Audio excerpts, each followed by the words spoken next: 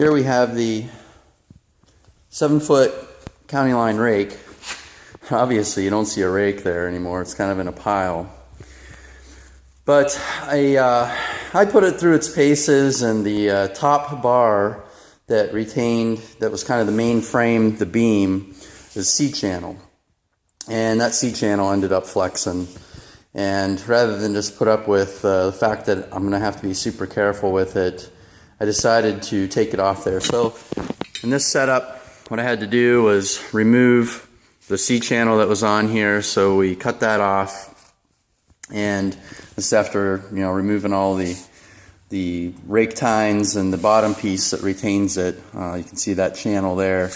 These rake tines sit down in there, and you can see the little nubs here that grab onto the rake tine, and that just kind of sits up against it. So what I've done was I located a piece of steel. You're going to laugh a little bit, but this is 4x4 square tubing with 3/8 wall. And then here's the channel that I'm going to use. So I bought new channel because the other one was bent a bit.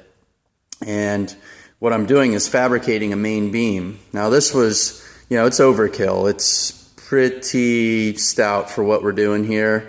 But it was a drop piece, meaning it was a cut-off end at the steel supply yard. So the price was reasonable. I mean, it is heavy. I don't know, it's 15 or 17 pounds per foot. It makes the rake substantially more heavy, but still maneuverable by me. And it's definitely not going to bend. I mean, if I bend this, I've got bigger issues. But just so you can see, ended up drilling the holes. So the bolts that go through, what used to go through the C-channel, are going to go through both the C-channel, and then grab a hold of this. And you can see the hole here. So to give you kind of a description, so this would obviously be in there. The rake tines will be up against it. Sorry, this will be in there. The rake tines will be up against it, and it'll be pulled together with the hole that you see here and the bolt going all the way through. So right now what I'm doing is I have this spaced a little bit so that I can get my drill bit down through this hole, down through that hole that's inside, that's on the bottom of this, and I'm going to drill straight into the C so that I have 3 holes that are aligned. And then I purchased some pretty big bolts. Let's see here, so these will end up going all the way down through. Here you can see this. It'll go all the way down through there.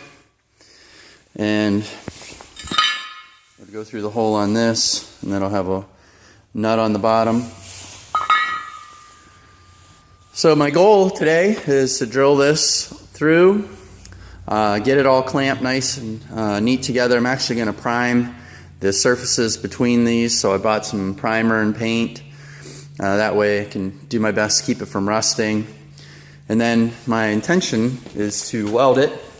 So figuring some, 2-inch long strips of weld every 6 inches going throughout the length of the beam on both sides.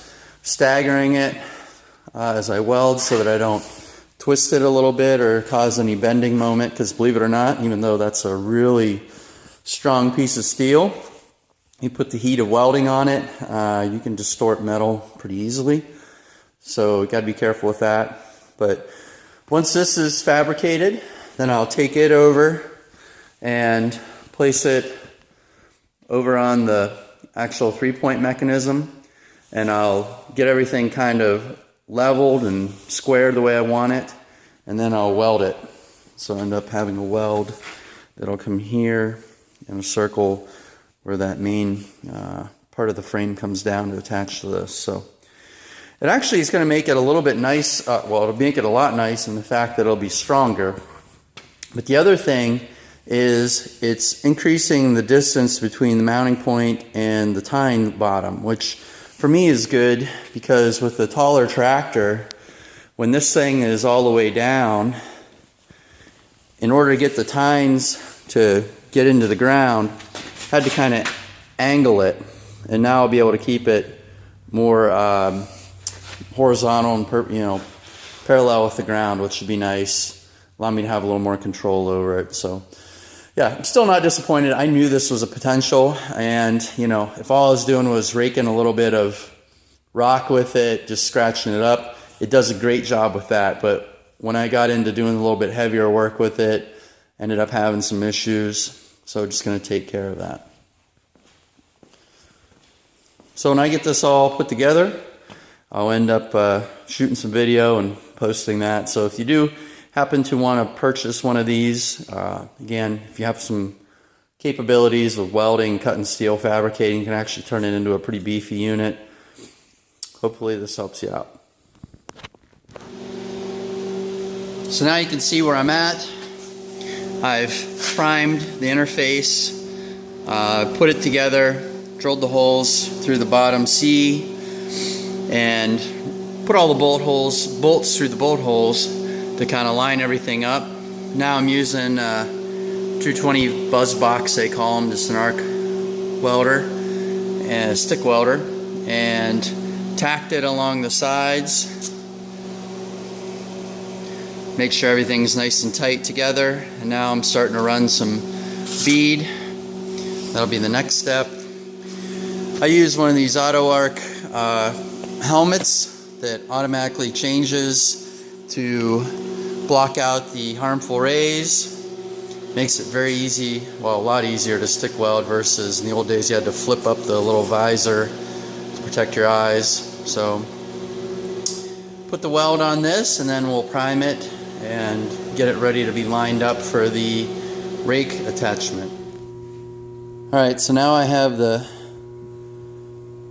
pieces aligned. You can see the framework, and then the arm that I've made that'll carry the rake tines.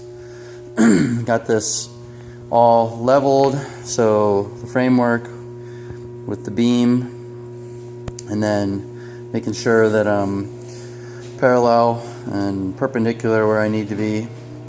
So should be good. Gonna weld this on to the main, I guess you call it an axle of sorts, but this does rotate around. And we'll get that welded on and get it all painted up, get it assembled.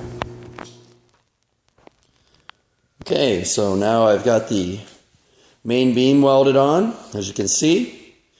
And I did repaint the entire thing to match the tractor, which is kind of the way I roll, I guess. But so now I'm assembling it, and basically they have these channels that have grooves in them that are machined in, and you drop the bolt down through, it'll go through the hole here, and we'll get that basically loosely aligned, and then you can see the tines kind of lay in there just like that, and then that all bolts up underneath, and it kind of locks it in underneath the C channel. So you can kind of see here. A little tough to do with one hand, but that's going to lock right up in there and lock everything in and hold all those rake tines.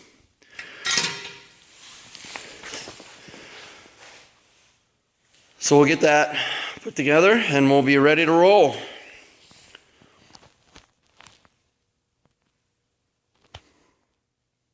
Have it put all together now. You can see all the tines.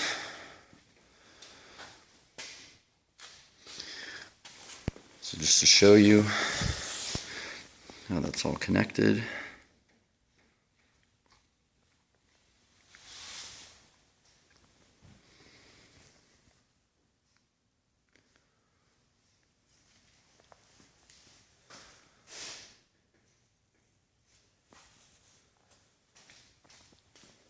So this thing should definitely not bend. If anything, next thing will be the tines.